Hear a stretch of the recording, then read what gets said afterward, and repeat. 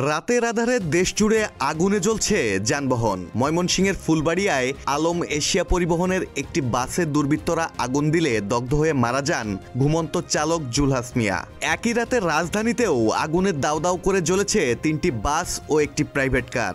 যাত্রাবাড়ি, উত্তরা, রায়েরবাগ, একটার পর একটা এলাকায় জ্বলতে থাকা যানবাহন যেন অস্থির সময়ের ভয়াবহ প্রতিচ্ছবি।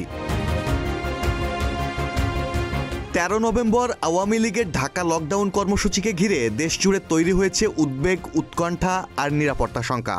দিনভর ককটেল বিস্ফোরণ, রাতে অগ্নিসংযোগ, সব মিলিয়ে উত্তপ্ত হয়ে উঠেছে রাজধানীসহ দেশের বিভিন্ন অঞ্চল। তবে আওয়ামী লীগের কর্মসূচি ঘিরে অস্থিরতা রুখতে কঠোর অবস্থানে রয়েছে আইনশৃঙ্খলা বাহিনী। এবার তাই মাঠে নামানো হচ্ছে 17,000 অতিরিক্ত পুলিশ সদস্যকে।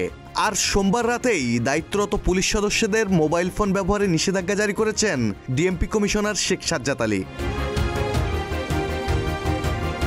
এমন উত্তেজনাকর পরিস্থিতিতে 13 নভেম্বরের আগে কি শান্ত হবে ঢাকা, নাকি আরও একবার আগুনে পুড়বে রাজধানী?